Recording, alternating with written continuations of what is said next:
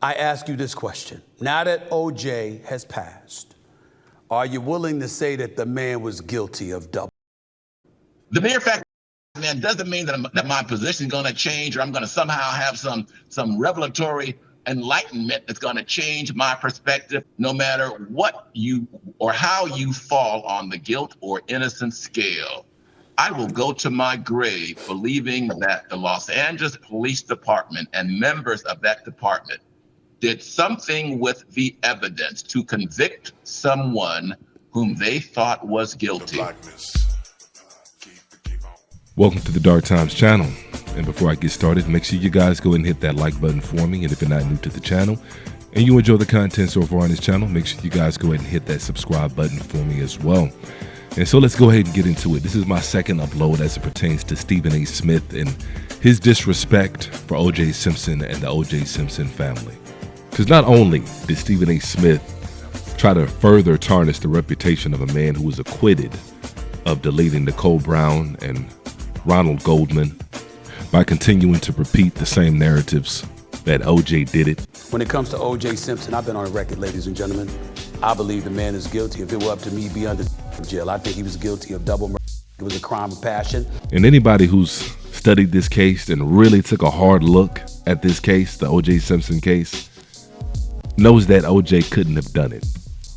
No, I looked at all the evidence they had and talked to the experts. They never should have brought the charge against him. And 4 of the chief detectives that were involved in that O.J. case wound up doing time in California for planting evidence. And as a matter of fact, if you saw the entire trial, there are several instances where evidence was planted and it's recorded on tape. Stephen A. Smith is somebody that has enough intellect and wherewithal to know what's going on and to know what time it is. But yet, he's going out of his way to ignore the facts of the case and continue to push this predominantly popular narrative because that's what his sponsors want him to say.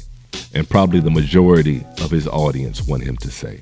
And for that, Stephen A. Smith is the definition of a tethered sellout.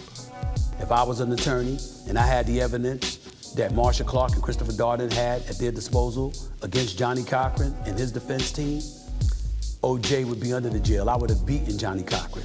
I ask you this question. Now that O.J. has passed, are you willing to say that the man was guilty of double?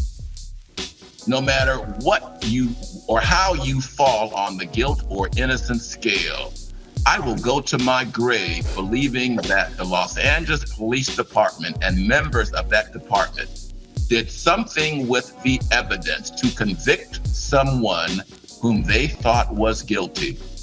I'm a civil libertarian, my brother. And if the police can put their fingers on the scale to help convict O.J. Simpson, then none of us are safe. And to be clear, the mere fact that he's a black man doesn't mean that my position is going to change, or I'm going to somehow have some revelatory enlightenment that's going to change my perspective for the last 30 years. And so shout out to this brother for holding it down, and shame on Stephen A. Smith for even asking a question like that. What kind of question is that to ask? If I worked on the O.J. Simpson trial and I was right there day in and day out, and I was invested like this man was, and I said before, during, and after the trial that O.J. probably didn't do it. Based on the evidence that I saw, I don't think O.J. did it. If I said that, now that the man has gone and passed on, and he's not here to defend himself, why would I say any differently? Only somebody like Stephen A. Smith would probably say any differently, because it would probably make money for him to do so. It would probably sell for him to do so. Only somebody like Stephen A. Smith would backtrack on that in the first place. So that's the kind of individual that would even ask a question like that to begin with. And so, like I said, Stephen A. Smith ain't spit. And I'm somebody that's tried to get Stephen A. Smith the benefit of the doubt at times. Because as a black man, I know how hard it is to be in corporate America. I know how hard it is to be in those circles, not necessarily those celebrity circles or anything like that, but I know what it is to be in corporate America and to be a black man and have to tiptoe around certain subjects and not be able to talk about certain things and have to carry yourself in a certain way and have to code switch and all those different things. And so I've tried to give Stephen A. Smith the benefit of the doubt. Because where he's at, I'm pretty sure everything I said, it's times 3. And so like I said, I'm somebody that has always tried to give Stephen A. Smith the benefit of the doubt where I could. But I can't anymore. It's time to go ahead and be done with Stephen A. Smith. Wash your hands, so to speak, because this was uncalled for. Nobody asked for Stephen A. Smith to come out with a take like this when O.J. Simpson has passed on. If he thought or felt the way he felt, then he could have just kept his damn mouth closed like everybody else. If you were on that train, what difference does it make at the end of the day that Stephen A. Smith thought that O.J. Simpson was guilty, and that Stephen A. Smith would have found O.J. Simpson guilty if he was on that jury? The only thing that does is ensure Stephen A. Smith of a job at ESPN and sponsors on his channel. That's the only thing it guarantees. It doesn't do anybody else any good. It's just Stephen A. Smith dog whistling for a job and to try to keep his job. And so I'm done with Stephen A. Smith. I have zero respect for an individual like that. Somebody like that is not to be trusted. Somebody like that is to be watched all the way around. And so like I said, Stephen A. Smith was going around and repeating some of the same narratives that we saw back in the 90s when it came to O.J. Simpson, that this was a crime of passion, case closed, when it couldn't be further from the truth. The truth is, it was a professional hit. Allegedly, most likely, the restaurant that Ronald Goldman worked at and Nicole Brown was frequenting, that was a mob spot. That was a high drug trafficking area. The restaurant actually had to close down. And what nobody wants to talk about, what nobody in the mainstream media dares to talk about, is that there was 2 other employees in that very same restaurant deleted in the same fashion a week before. But nobody talks about that. Nobody mentions that. And as a matter of fact, they weren't even allowed to bring that up in court. And y'all know the reason why. Nicole Brown and Ronald Goldman had to keep that squeaky clean image for America to be able to have that empathy that they needed to have for Nicole Brown Simpson and Ronald Goldman, and to be able to have that hatred in their hearts for an O.J. Simpson. That's what this was about. And I came across this Larry King interview with Johnnie Cochran and O.J. Simpson directly following the trial. And I want y'all to listen to how they talk about how the media covered it versus what actually went on in the courtroom. Go ahead and take a listen. It had to be tough for him. And most of all, I want to thank that man, Mr. Johnnie Cochran, for believing from the beginning, listening, and putting his heart and soul on the line to send me home and spend time that I'm spending right now with my kids. As I say all of this, you know, I've been watching your show, and I don't really have a lot to say now.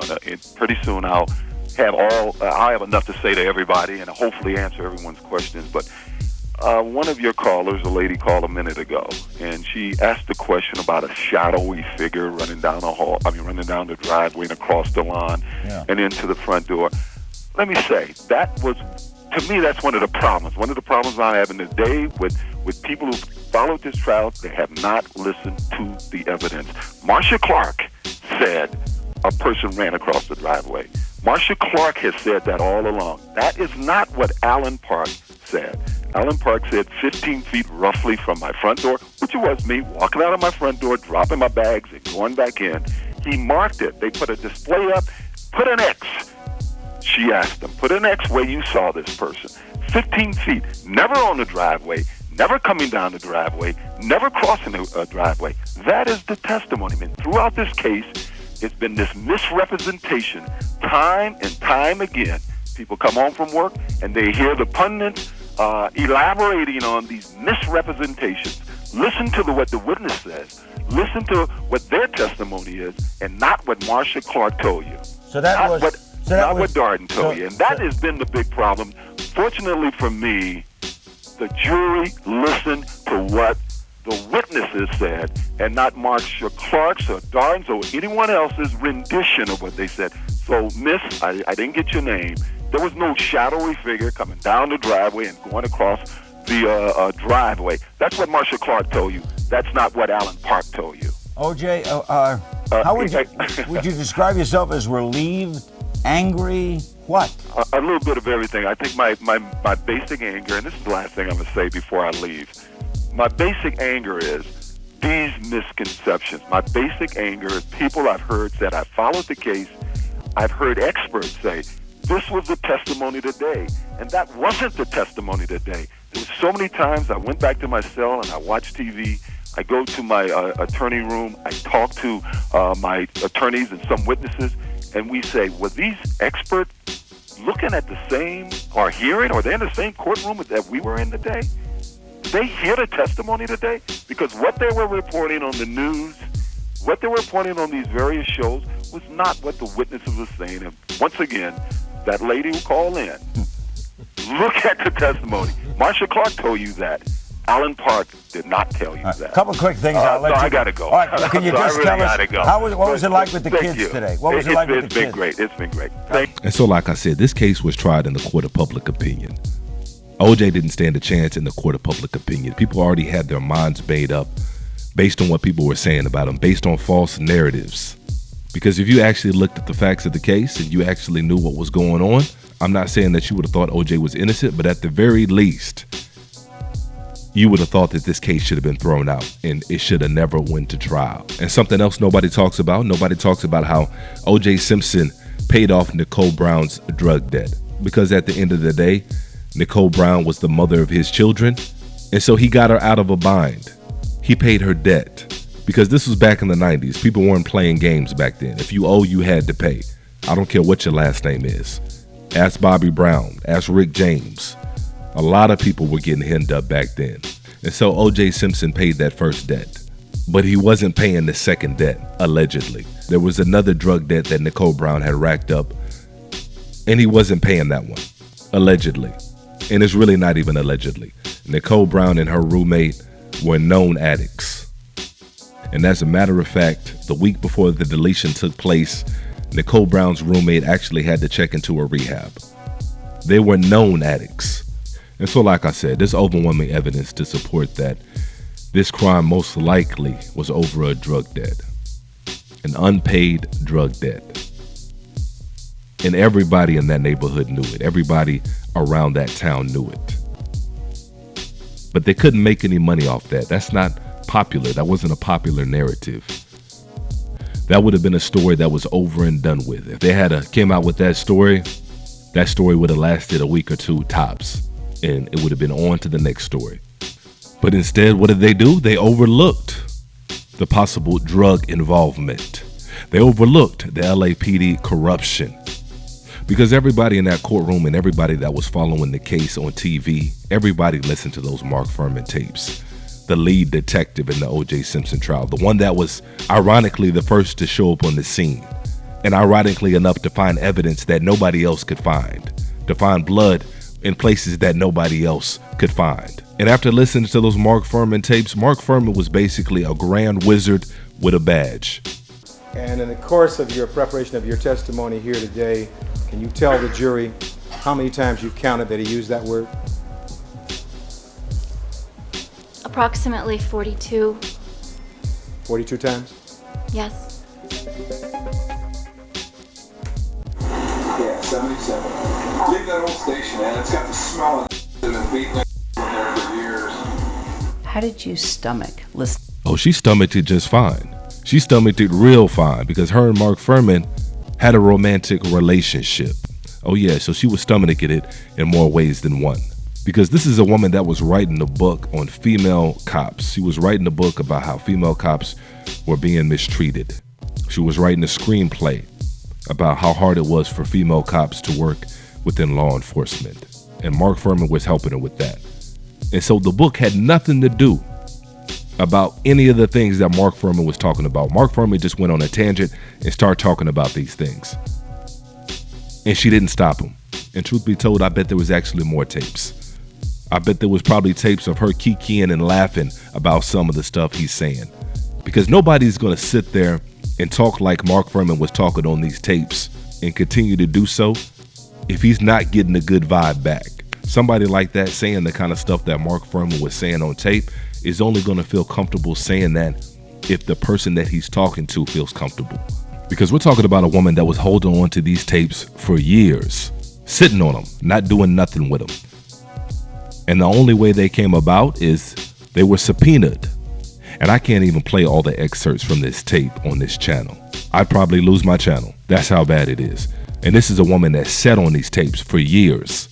Did you ever at any point feel like, I need to report what he's saying? This is dangerous. No, I didn't. And I really believe that if I could tell this story in a way that was honest and fair, with a strong narrative, that I could help inform people. Like I said, he was a grand wizard with a badge, and she didn't do a damn thing about it. And she wasn't gonna do a damn thing about it until the tapes got subpoenaed.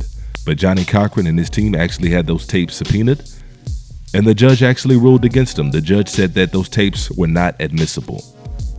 But then Johnnie Cochran and his team appealed, and they won on appeal. But had it not been for that, those tapes probably would have never saw the light of day. And so this is deep. This O.J. Simpson case was deep. It was a lot deeper than a celebrity being charged for something that he didn't do. It was a look at America. It was a look at the two Americas.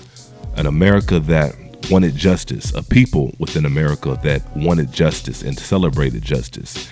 And then you had another group of people within America that don't give a damn about justice. They didn't give a damn about the corruption within the LAPD.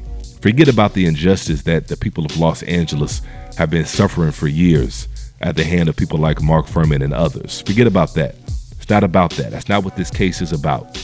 It's about putting OJ away for something that he didn't do. That's what it was about. It was about proving that they could punish people within impunity, about keeping up a system.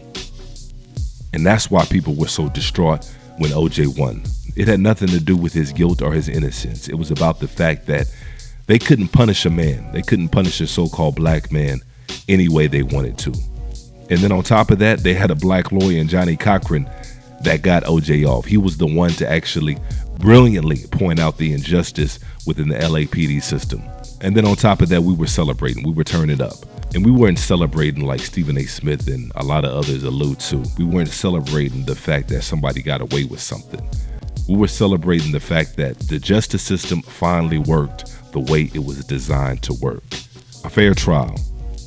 That's all it was. That's what it meant. That's what the O.J. Simpson trial was about. It was about a fair trial. That's what the legacy of that trial should be about. And for somebody like Stepehen A Smith to say otherwise, like I said, he's not worthy of any attention. He should be shamed at every corner and at every event that he shows up to. But that's my take on it. That's my stance on it anyway. Make sure you guys go ahead and chime in the comment section on me. Let me know how y'all feel about it. And I'm going to try to be active in there as well as I usually am. And if you hadn't hit that like button yet, make sure you guys go ahead and do that as well. And if you're not subscribed to the channel and you enjoy the content on the channel, make sure you guys go ahead and subscribe to the channel. And as usual, peace and chaos.